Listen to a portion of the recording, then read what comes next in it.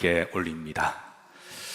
자, 여러분, 로마서가 전체로 어려운 말씀이긴 하지만 그 중에 가장 어려운 말씀이 로마서 7장과 8장이라고 할 수가 있는데요. 자, 그래서 오늘 여러분들에게 한 가지 부탁합니다. 여러분 정신을 똑바로 차리시고 말씀을 잘 들으시고 마음판에 새기기를 부탁합니다. 자, 그리고 특별히 말씀을 사모하는 자들에게는 이 말씀이 풀릴 때 또 큰 은혜가 되리라고 그렇게 믿습니다. 자, 지난번에 바울은 이제 내가 한 법을 깨달았다라고 하는데요.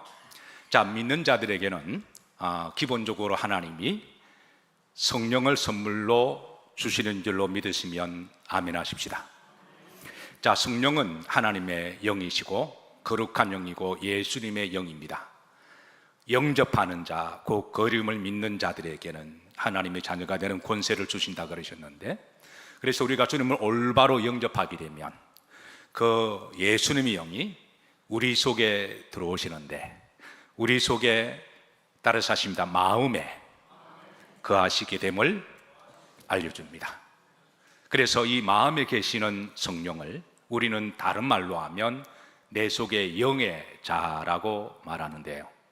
그래서 그 영의 자, 성령의 법은 이제 두 가지를 절구한다 그랬습니다. 첫 번째는 하나님의 법과 말씀을 절구한다 그랬어요. 어떻게 여러분 하나님의 말씀과 하나님의 법을 절구하시나요? 하나님께 예배드리는 것을 절구하시나요?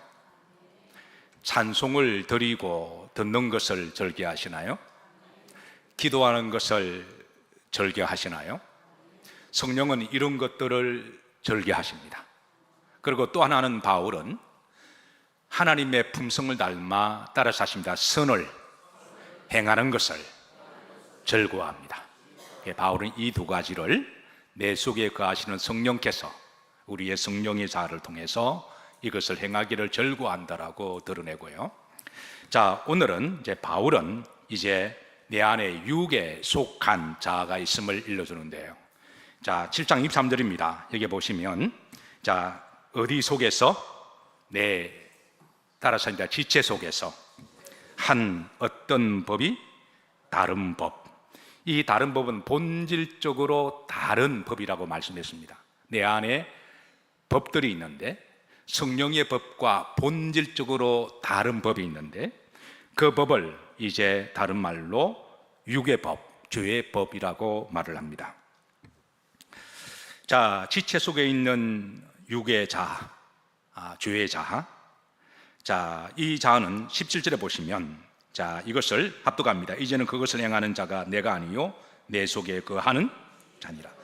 내 속에 분명히 또 다른 자가 있는데, 내 속에 또 다른 자가 있는데 이제 죄를 행하는 자가 있음을 드러냅니다. 내 속에 거하는 뭐다? 그러니까 내 속에 죄가 있음도 드러내고, 그리고 그 죄를 행하는 자는 영의 자가 아님을 드러내는데요. 여기 죄는 바로 하말티아를 이야기하는데 원죄를 말하고 있습니다. 원죄 자, 이건 이제 죄의 법이라고 말할 수가 있는데, 자, 바울도 한때 이제 이 원죄의 법의 지배를 받았을 때 악을 행했음을 고백합니다. 19절입니다. 다 같이 합독합니다. 내가 원하는 바 선은 행하지 아니하고 도리어 원하지 아니한 바 악을 행하는. 그러니까 내 속에 두 가지 행하고자 하는 마음이 있다는 거예요. 선을 행하고자 하는 영의 자아가 있고 또 악을 행하고자 하는 육의 자아가 있는데, 이제 나는 정말 선을 또 하나님의 말씀을 절구하는데 육의 자아가 그렇지 않고 바로 죄를 행함을 그렇게 단식하고 자신을 드러냅니다. 자, 세 번째 자아를 소개합니다. 로마 7장 18절에 보면 내 속 곧 내 어디에 육신입니다. 자, 여러분 말씀을 잘 들으세요. 육의 자아와 육신의 자아는 한 글자 자입니다. 그런데 한 글자가 때로는 영적으로 상당히 다른 의미를 주고 있는데요. 자, 육신의 자아, 내 속에 또 다른 육신의 자아가 있다는 것이죠. 자, 바울은 이 육신의 자아의 정체를 고린도서에 좀 더 세미하게 그렇게 드러냅니다. 자, 고린도전서에 보면 세 종류의 자를 소개합니다. 자, 첫 번째, 따라서 하시면 영에 속한 사람. 자, 고린도전서 2장 15절입니다. 자, 어떤 자? 신령한 자. 신령한 자. 자, 이 말은 영어 성경에는 이 말은 마음속에 성령을 가지고 있는 사람이라고 이야기합니다. 이걸 다른 말로 영에 속한 사람, 영의 자라고 이야기하는데요. 자, 고린도전서 3장 1절입니다. 다시 반복합니다. 초반절만 합독합니다. 형제들아, 내가 누구들을? 신령한 자들을. 고린도전서 2장 16절입니다. 여기 보시면 자, 후렴절입니다. 우리가 누구의 마음을? 그리스도의 마음을. 그러니까 믿는 자들에게 마음속에 성령이 계시는데 이 성령은 주님의 영이라 그랬습니다. 그래서 이 주님의 영은 주님의 마음을 가지기를 소망하고 또 소통하기를 원하십니다.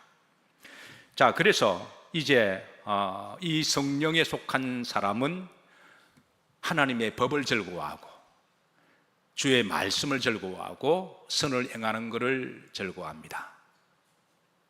이런 사람을 다른 말로 따라서 하십니다. 영에 속한 사람, 또 다른 사람 말로 속사람, 또 다른 말로 그리스도인, 신령한 사람, 이렇게 말하는데요. 자, 두 번째, 바울은 육에 속한 사람을 소개합니다. 고린도전서 2장 14절인데요. 어디에 속한 사람? 육에 속한 사람, 푸시키코스를 말하는데요. 자, 이게 세 종류의 특징을 이야기합니다. 자, 잘 들으세요. 자, 육에 속한 사람, 첫 번째, 하나님의 성령의 일들을 맞이 안 하나니, 그러니까 하나님의 영을 받지 않는 사람, 그러니까 예수님을 믿지 않은 사람, 그 성령을 받지 아니하는 사람, 이게 육의 사람의 특징입니다. 자, 두 번째입니다. 그것들이 그에게 뭐하게 보이며 어리석게 보인다라는 거예요. 그러니까 예수님을 믿고 영을 받고 그리고 성령으로 살아가는 것, 우리 믿는 사람들이 영에 속한 사람일수록 자신도 모르게 말과 행동에 영에 관한 그런 말과 삶을 많이 이야기합니다. 그런데 육에 속한 사람은 그렇게 말하고 그렇게 사는 것을 어떻게 생각한다고요? 그건 어리석게 본다라는 거예요. 그 쓸데없이 여긴다라는 거예요. 그 돈도 안 되는데 왜 교회 가냐 그러고요. 그래서 그런 일들을 어리석게 우습게 생각하는 사람이 육의 사람들의 특징입니다. 세 번째입니다. 9절입니다. 그것들을 뭐 할 수도 없나니 알 수도 없다라고 그렇게 이야기합니다. 자, 유다서 1장 19절에는 육에 속한 자의 특징을 하나 더 이야기하는데요. 중반절입니다. 자, 육에 뭐 한 자며 속한 자며. 자, 이런 사람은 무엇이 없는 자다? 그러니까 그 마음에 영이 없는 사람, 이런 사람을 육에 속한 사람이라고 말하는데요. 이 사람은 아직까지 원죄의 법 아래 지배를 받고 살아가는 사람, 그리고 원죄 뒤에서 엄밀하게 죄를 짓도록 유혹하는 영적 장본인이 누굴까요? 마귀입니다. 세상 사람들이 이런 말을 굉장히 싫어하는데요. 어쨌든 성경은 이 부분에 대해서 우리들에게 그 정체를 드러냅니다. 자, 이제 세 번째, 따라서 한다. 육신에. 자, 육에 속한 사람과 육신에 속한 사람이 얼핏 보면 비슷한 것 같아도 다른 하나의 다른 영적 의미가 있습니다. 육신에 속한 사람, 사르키코스라고 그러는데요. 자, 일단 언어가 다릅니다. 자, 3장 1절에 보시면, 자, 한번 다 같이 읽어보실까요? 형제들아, 내가 신령한 자들을 대함과 같이 너에게 말할 수가 없어서. 어디에 속한 자? 육신에 속한 자 드러냅니다. 자, 육신에 속한 자, 여기에 대해서 바울은 이제 세 가지의 특징을 오늘 3장 1절에서 드러내는데요. 자, 첫 번째 1절 후름으로 보십시다. 육신에 속한 자 곧 누구 안에서? 그리스도 안에서. 누구들을? 어린아이들. 그러니까 그리스도 안에 있긴 하는데 예수님을 믿기는 믿었는데 아직까지 영적으로 어린아이라는 거예요. 실제로 우리는 주님을 영접하는 그 순간에 영적으로 다시 태어납니다.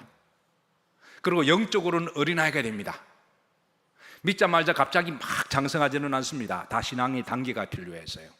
그래서 우리가 본 어게인 한다고 이야기할 때는 바로 영적인 어린아이라고 그렇게 이야기를 하죠. 그러니까 육신에 속한 자는 아직 영적으로 어린아이 같은 자들이다.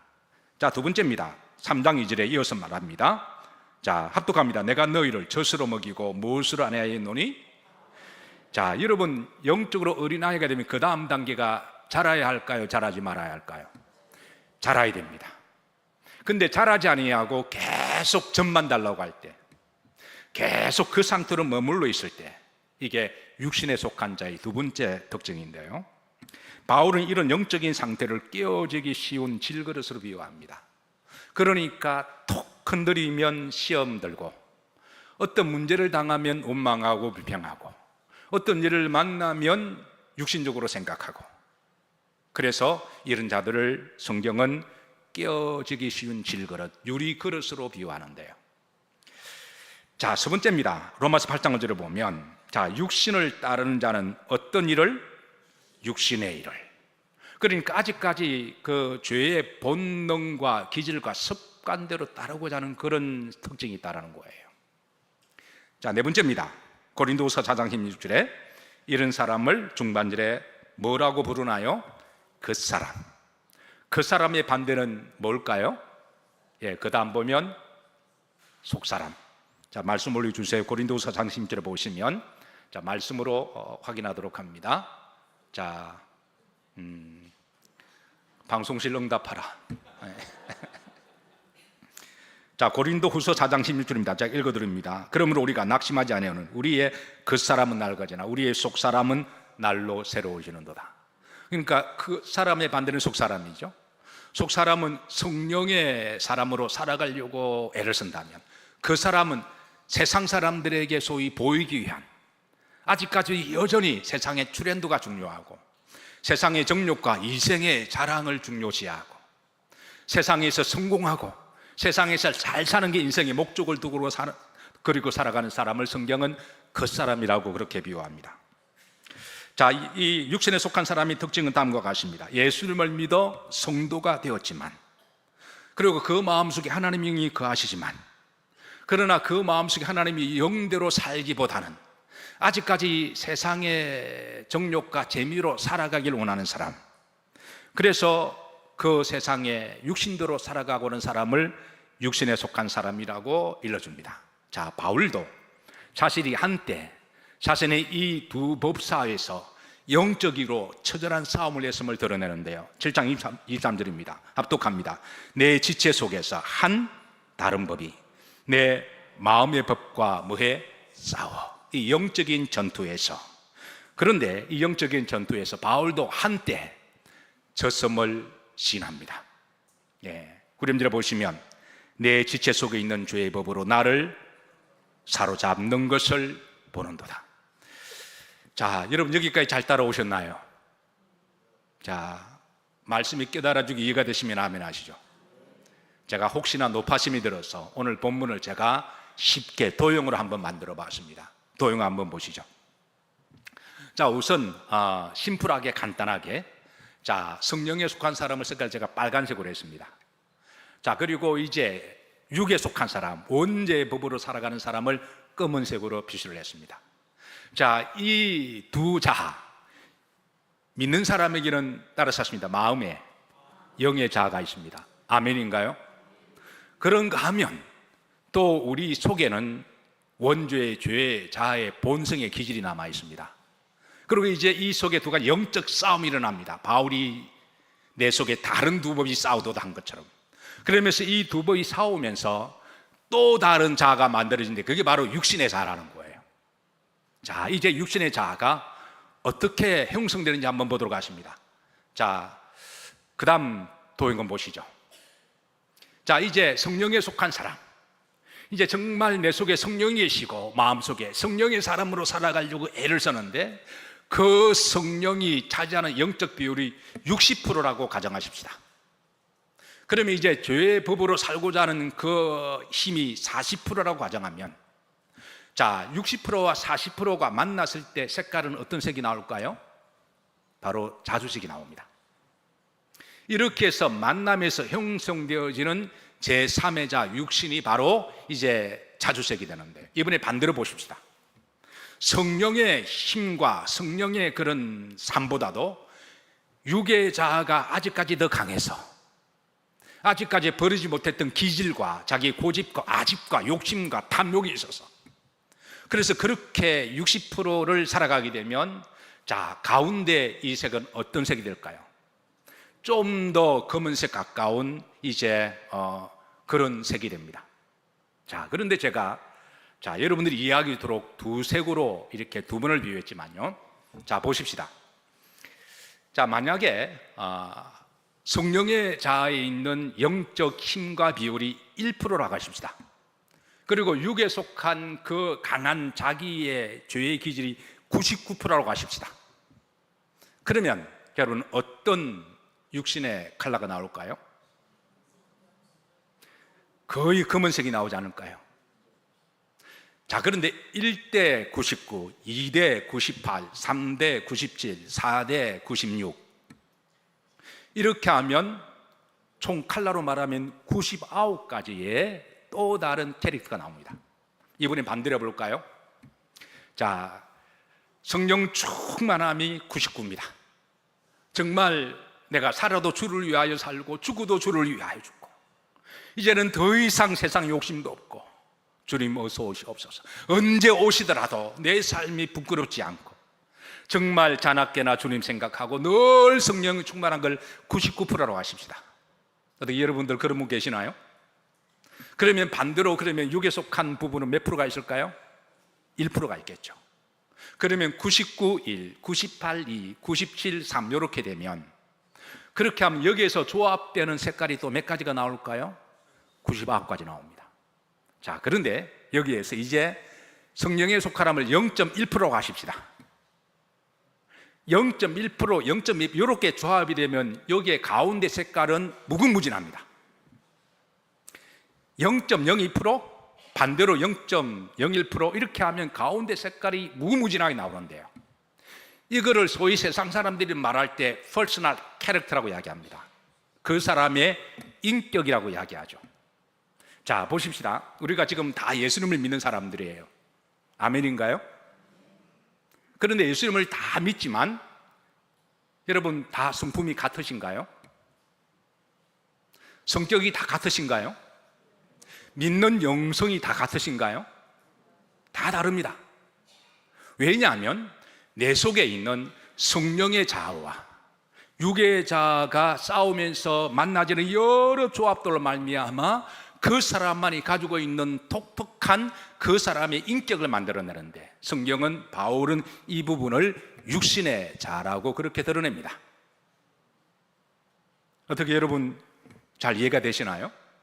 예. 비단 이건 색깔만의 문제가 아니라 이게 성령의 자아와 육의 자아가 만나는 점에서 만들어지는 또 다른 자아의 바로 육신의 자아를 바울은 드러내고 있습니다. 자, 이 두 자아가 싸울 때, 그런데 육신의 자아가 이 가운데서 성령의 자아로 이렇게 가야 되는데 육의 자아로 갈 때, 바울은 로마 7장 23절에 자, 이렇게 탄식합니다. 자, 합독합니다. 내 지체 속에서 한 다른 법이 내 마음의 법과 싸워 내 지체 속에 있는 죄의 법으로 나를 사로잡는 걸 보는도다. 예, 육신의 자아가 성령의 자아로 이렇게 가야 되는데 그러지 않고 육의 자아로 갈 때, 이때 자기는 죄의 포로가 됨을, 사로잡히는 것으로 그렇게 드러내고 있습니다. 자, 바울은 여기에서 속 사람의 선행과 선함의 한계를 드러냅니다. 그리고 로마 7장 17절입니다. 자, 만약에 내가 그렇게 살게 되면 이것은 진정한 나의 영적인 자아가 아니라 내 속에 거하는 바로 죄의 자임을 그렇게 드러냅니다. 17절 합독합니다. 이제는 그것을 행하는 자가 누가 아니요?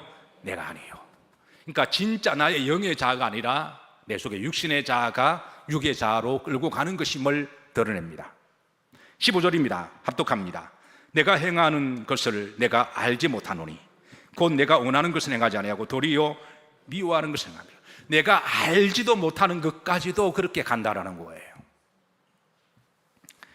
자, 이 두 법의 싸움에서 사울이 패했을 때 이렇게 탄식합니다. 23절입니다. 합독합니다. 내 지체 속에서 한 다른 법이 내 마음의 법과 싸워 내 지체 속에 있는 누구 법으로? 죄의 법으로, 원죄의 법으로, 아직까지 남아있는 옛사람의 기질이 있죠. 믿기 전까지 남아있는 아집, 고집, 자기 욕심, 세상적인 야망, 그리고 어떤 중독된 것들, 엄밀한 죄들, 이런 것들로 말미암아 가고자 하는 그런 것들이 뱀처럼 또아리를 틀고 앉아서 그렇게 우리를 자꾸 유혹한다는 거예요. 바울도 한때 그게 져서 자신이 포로가 됨을 드러내고 있습니다. 자, 여러분 여기까지가 말씀이 잘 이해가 되시나요? 자, 이해가 되시고 깨달아지면 아멘 하시죠. 자, 이 주일날은 말씀을 전할 수 있는 시간이 한정되어 있어서 좀 디테일하게 설명하는데 안타까움이 있습니다. 여러분은 혹시라도 잘 이해가 안 되면 개인적으로 제게 문의하시면 제가 개인적인 바이블 스터디를 하도록 하겠습니다. 자, 이제 20절 후름들여 보십시다. 바울은 이게 내가 죄의 포로가 되어서 사로잡혀 끌려가는 것을 보는도다, 시각적인 용어로 이것을 드러냅니다. 그러니까 바울은 뭔가를 본 거예요. 지금 뭔가를 보고 이것을 시각적인 용어로 이제 당시 사람들에게 드러내는데요. 자, 이 말 한번 따라서 하시죠. 아이크로말로티존타. 말이 좀 길죠. 이건 바울 시대에 굉장히 유명한 말입니다. 따라서 한다. 아이크로말티존타. 이 말은 내가 지금 포로로 잡혀갔다. 아이크로말로스라면 포로거든요. 이게 이제 명사고, 아이크로말로티존타는 현재 분사로 수동태를 말합니다. 잡혀간 것을 말하는데요. 이게 바울 시대에 누구나 다 아는 말입니다. 자, 로마 제국에서는 전쟁에 이기고 돌아오면, 다 로마는 전쟁으로 세워진 제국이잖아요. 그러니까 거의 날마다 전쟁이 있었고, 전쟁에 이기게 되면 대대적인 환영 퍼레이드를 해줍니다. 이 개성식에서 로마 사람들이 볼 때 가장 볼만한 구경거리가 뭐냐면, 전쟁에 있으신 포로들, 적국에서 사로잡힌 그 포로들, 그게 적게는 수천이고요, 많게는 몇만 명이 되는데요. 그네들을 손과 발을 포로줄이나 착고에 묶어서 어떤 경우는 발가벗기기도 하고, 그렇게 해서 로마시로 쭉 들어오는 개선합니다. 그 당시에 여러분 TV도 없었고 별로 볼 것도 많이 없었잖아요. 근데 로마 시민들이 그때 와서 그걸 보는 것을 최고의 볼거리 구경거리였습니다. 그래서 그 포로들을 이렇게 잡혀서 잡아놓은 것을 바라볼 때 어떤 이들은 야, 우리가 이겼다, 로마 제국은 위대하다라고 이제 국뽕에 빠진 이들도 있었고, 요즘 한국 국뽕 난리죠. 한국 국뽕이 난립니다 요즘. 어쨌든 그리고 그 포로로 잡혀오는 사람들을 원수로가 생각하고 막 돌을 던지기도 하고, 어떤 사람은 침을 뱉기도 하고, 어떤 사람은 저주하기도 하고. 그래서 정말 죽게 했습니다. 정치인들은 이걸 이제 정치화를 잘하죠. 자, 그런데 그 포로들을 잡아올 때 전리품들을 다 갖춰옵니다. 로마의 정치인들은 참으로 머리가 좋아서 그 전리품들을 로마 시민권자에 나눠줍니다. 그리고 그 노예들도 선물로 줍니다. 여러분, 전리품을 받는 게 좋을까요? 노예들을 받는 게 좋을까요? 노예들은 황금알을 낚는 고였습니다. 노예 한 명만 그 집안에 들어오면요, 빨리 설거지 할 필요가 없어요. 여러분, 요즘 쿠쿠 밥솥 좋다 그러지만 그거 없어도 돼요. 소 없어도 됩니다. 노예들이 가서 다 일하니까. 노예가 자식을 낳죠. 로마 제국은 노예들의 제국이었거든요. 그거를 로마 정치인들이 줘요. 장교들한테는 기록에 하면은 100명도 줬다는 기록이 있습니다. 그러니까 로마 시민권은 기본적으로 노예 한 사람은 받습니다. 그러니까 그 프레이드가 자신이 이과니까 얼마나 축제였을까요? 자, 그런데 포로로 잡혀온 사람들의 입장에 볼 때는 뭘까요? 자, 바울과 동시대를 살았던 유명한 역사학자 플루타르코스가 있습니다. 이 사람이 46년부터 119년까지 살았으니까 바울과 동시대를 살았던 사람이었어요. 자, 보십시다. 그가 저술한 영웅전이라는 그 역사책에 당시 로마의 그 개선 환영 퍼레이드를 환영 그 절차를 기록하고 있는데요, 아직까지 자료가 남아 있습니다. 한번 보시죠. 총 8가지 행렬 순서를 기록하고 있습니다. 자, 이게 이제 이게 책에 기록된 내용인데요. 제가 이 책을 참고로 하고 이걸 어떻게 하면 그림으로 성도들에게 잘 함께 나눌까 고민하다가 제 AI의 도움을 받았습니다. 8가지의 이제 행렬 선두와 모든 자료를 제가 다 입력하고 그래서 그림을 만들어 달라 그랬는데 이제부터 AI 그림입니다. 제가 만든 그림은 아니고요. 한번 보시죠. 자, 시각적으로. 자, 8가지 행렬 가운데 첫 번째 행렬은 원로원들과 정치인들이 들어옵니다. 그러니까 이 모든 프레이드에 주관하는 것은 정치인들이다. 이거를 이제 드러내는 거죠. 자, 두 번째입니다. 나팔수가 그 다음에 나팔을 옵니다. 승리의 나팔입니다. 아주 로마 전체가 울려 퍼질 정도로 나팔을 봅니다. 그러면 이제 그 시민들은 같이 흥분에 대해서 함성을 부르짖습니다. 세 번째, 전리품을 실은 마차의 행진이 이어집니다. 그래서 그때 전쟁에서 이겼던 각종 전리품들, 예술품들, 금은 보화들. 여러분 그 로마 성지순례를 내려가게 되면 로마의 타이투스 장군이 개선식 할 때 가져갔던 로마 개선문 그 앞에 그 조형물로 새겨놓은 게 있습니다. 그게 온 그 로마의 병사들이 이기고 갔던 전리품들인데 그 중에 하나가 검초대 메누로가 이고 들어오는 검은숲이 있습니다. 한번 다음에 가시면 좀 유심하게 보시면 그런 것들을 볼 수가 있습니다. 자, 네 번째, 흰소가 등장합니다.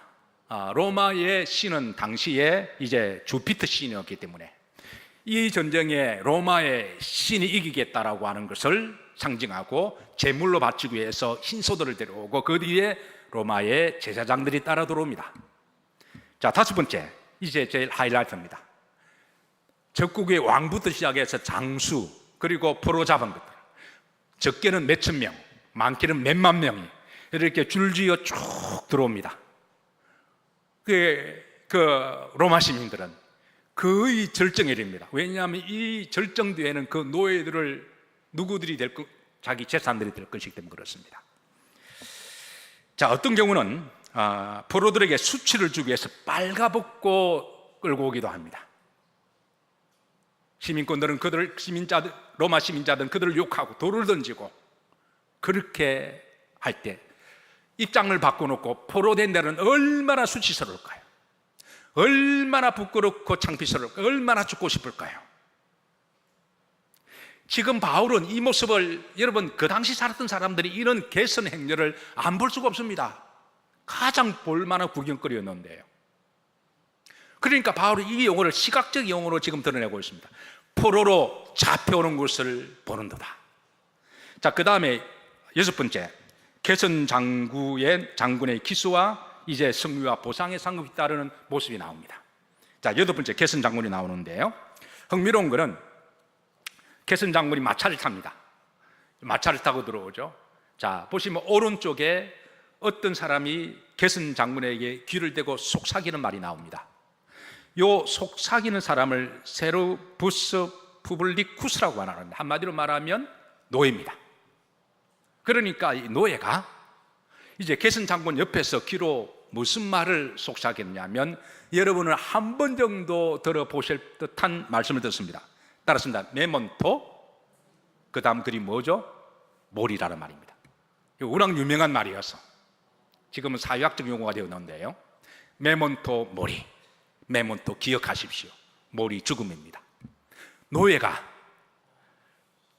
전쟁에 승리한 영웅에게 이렇게 하는 것이 관례였습니다. 왜 이런 일을 하게 했을까요? 세 가지 목적이 있는데요. 첫 번째, 장군이요, 전쟁에 한 번 승리했다고 교만하지 마십시오. 전쟁에 한 번 승리했다고 교만하지 마십시오. 두 번째 레슨은 만약 전쟁에 지면 당신도 죽을 수가 있고 저 포로처럼 될 수가 있습니다. 섬뜩섬뜩한 말이죠. 세 번째 레슨입니다. 정치적으로 로마 황제의 권위에 도전하지 말라는 거예요. 너가 전쟁에 한 번 이겼다고 해서 괜히 그 권수의 힘을 몰아가지고 황제를 대적하거나 반란하지 말라고 하는 뜻이 바로 메몬토 모리에 있었습니다. 자, 마지막입니다. 자, 한번 우리 옆 사람 보고 한번 해보실래요? 자, 메몬토 모리 한번 해보시죠. 네. 자, 마지막입니다. 마지막 이제 로마 병사들이 쭉 입장합니다. 자, 로마 병사들 군대들입니다. 이제 완전 무장 다 해체합니다. 이제는 전쟁이 이겼으니까 더 이상 군복을 입고 긴장하지 않아도 됩니다. 승리의 상징인 흰 옷을 입혀줍니다. 흰 세마포 입혀줘요. 그리고 이제 머리에 승리의 월계관을 다 씌워줍니다. 왜? 목숨을 걸고 전쟁에 나갔으니까. 그러고 나서 이제 장군의 뒤를 따르며 이렇게 외칩니다. 따라 로마 말로, 라틴 말로 이렇게 하면 따라서입니다. 이오 트리움페. 자, 이게 무슨 말이냐면 와, 우리가 이겼다, 이 말입니다. 갔노라, 싸웠노라, 이겼노라, 이런 의미를 담고 있습니다. 와, 우리가 이겼다, 우리가 승리했다, 이오 트리움페, 이렇게 외치면 로마 시민권자들도 함께 합니다. 우리가 이겼다, 우리가 승리했다. 그렇게 해서 축제에 그렇게 대대적인 퍼레이드가 되는데요. 자, 이 중에서 가장 이제 중요한 건 다섯 번째입니다. 여기에 다섯 번째 행렬 중에 아까 제가 말씀드렸죠. 포로, 아이쿠로, 말루티 존타. 지금 바울은 자신의 입장이 지금 이 영적인 싸움에 져서 죄의 포로가 되어서 마귀의 포로가 되어서 지금 끌려오는 것을, 자신의 마음의 영적인 전쟁터에 자신을 그렇게 바라봄을 하나님 앞에 정직한 영을 가지고 고백하고 탄식하고 절망하고 있습니다. 자, 다시 로마 7장 23절을 다 같이 합독합니다. 시작. 내 지체 속에서 한 다른 법이 내 마음의 법과 싸워 내 지체 속에 있는 죄의 법으로, 죄의 종으로 나를 사로잡는 것을 보는도다. 여기에서 바울은 자신의 바로 육신에 속한 사람의 한계와 바로 고통을 드러내고 있습니다. 정말 로마서 7장 18절에 보면 정말 내 영의 속 사람은 정말 하나님의 말씀을 절구하고 하나님의 선을 행하고 싶은데 육신에 있는 또 다른 자아가 그렇게 살아가기보다는 육의 자아로 옛 기질대로, 욕심대로, 탐욕과 정욕과 쾌락과 은밀한 죄대로, 옛 죄의 습관대로 살기를 원한다라는 거예요. 그래서 24절에 이렇게 고백합니다. 합독합니다. 오호라, 나는 어떤 사람이로다, 곤고한 사람이로다. 이 말도 당시에 굉장히 유명한 말인데요. 탈라이포로스, 이 말은 나는 구제불능이로다. 따라하십니다. 나는 구제불능이로다. 나는 정말 불쌍한 사람입니다. 이 사망의 몸에서 누가 나를 건져내랴. 왜냐면 아까 이제 포로로 잡혀간 이들은요, 그들은 이제 남은 것은 죽는 것밖에 없습니다. 한평생 포로로 살아가다가, 한평생 노예로 살아가다가 이제는 남은 것은 죽는 것밖에 없어요. 그래서 바울은 그들의 노예들의 운명을 너무나 잘 알고 있기에, 자, 로마 7장 24절을 보시면, 자, 나는 불쌍한 사람이로다, 나는 구제불능이로다. 그러면서 그 다음에 하는 말이 따릅니다. 이 사망의 몸에서 누가 나를 건져낼 수 있으리요. 더 이상 희망이 없음을 탄식하고 절망합니다. 지금 바울의 고민은 이렇습니다. 내가 아무리 인간적으로 노력하고 인간적으로 내 지식과 내 이성을 통하여 내가 아무리 선하게 살고 싶어도 내 속에 있는 육의 자아에 끌려서 그렇게 살아가는 인생의 그 한계와 탄식을 고백하고 있습니다. 성 어거스틴이 있습니다. 여러분 잘 아시는, 우리가 기독교 역사에 있어서 성자로 반열에 올린 사람인데요, 그도 한때는 정말 구제불능으로 살았습니다. 성적으로 엄탕하기도 했고요, 세상에 온갖 그렇게 육의 삶을 다 살았습니다. 이단에도 들어갔고요, 교만했고요, 방자했고요, 세상의 욕망이 가득했고요. 근데 결국은 이제 어쨌든 하나님께 돌아왔습니다. 그리고 나중에 돌아와서 그가 이제 자신의 그때의 삶을, 여정을 쭉 되돌아보면서 그 위대한 참회록이라는 글을 남겼는데요, 그때 기록했던 말과 오늘 바울이 남겼던 그 고백과 비슷한 내용이 있습니다. 한번 다 같이 읽어보실까요? 합독합니다. 내 영혼은 둘로 쪼개져 있었습니다. 하나는 선을 향해 날아오르려고 했고, 다른 하나는 육신의 쾌락에 묶여 바닥을 끼고 있었습니다. 나는 자유를 원했으나 내 안에 또 다른 내가 나를 사로잡고 있었습니다. 여기에 어거스틴도 자 안에 또 다른 자아들이 있음을 드러내고 있습니다. 자, 바울은 바로 여기에 인간의 절망과 한계를 고백하며, 그런데 이렇게 끝나는 게 아니라 이렇게 7장을 마무리합니다. 그 7장은 바로 이런 이 곤고한 구제불능의 사망의 몸에서 나를 건져주실 수 있는 유일한 예수 그리스도의 필로의 절대성을 드러냅니다. 따라서 하십니다. 예수 그리스도의 절대적인 필연성을 드러냅니다. 오직 그리스도가 아니고서는 나를 이 포로대에서, 죄의 법에서, 사망의 몸에서 건져줄 수 없는 예수 그리스도의 절대적인 필연성을 고백합니다. 7장 25절. 자, 초반전만 합독합니다. 우리 주 예수 그리스도로 말미암아 하나님께 말이로다 감사리로다. 그리고 이 놀라운 이 그리스도의 절대적인 이 승리의 법을 로마서 8장에서 이제 바울은 인도하는데요, 로마서 8장도 결코 쉬운 말씀을 합니다. 이제 다음번에 말씀을 살펴볼 텐데요, 자, 즉 바울은 나를 이 사망의 몸에서 건져내실 분은 오직 예수 그리스도밖에 없음을 고백합니다. 자, 시간 관계상 여기에서 마치도록 합니다. 자, 결론적으로 바울은 우리 안에 세 종류의 자아가 있음을 드러냅니다. 마음으로는 어떤 자아가? 영의 자아. 자, 여러분들은 다 예수님을 나의 구주로 영접하셨나요? 그렇다면 여러분은 성령을 마음에 가지고 계십니다. 그러나 아직까지 우리 속에 육체 속에 남아있는 육의 자아가 있습니다. 원죄의 본능이죠. 예수님을 믿기 전에 살았던 삶의 기질, 다시 개가 토한 것으로 도로 다시 먹고자 하는 그런 기질, 이스라엘 백성들이 광야에서 다시 애굽으로 들어가고자 하는, 다시 돌아가고자 하는 그런 기질들이 아직까지 남아 있습니다. 어떤 사람은 그것이 세상의 정욕, 쾌락, 어떤 사람은 욕망, 어떤 사람은 어떤 그런 모습들이 아직까지 이게 뱀처럼 또아리를 들고 우리를 끊임없이 유혹하고 있습니다. 그리고 요 두 사이에서 갈등하는 육신의 자아. 그래서 성경은 우리들에게 말로만 그러는 게 아니라 성령 충만함을 받으라고 말씀하고 있습니다.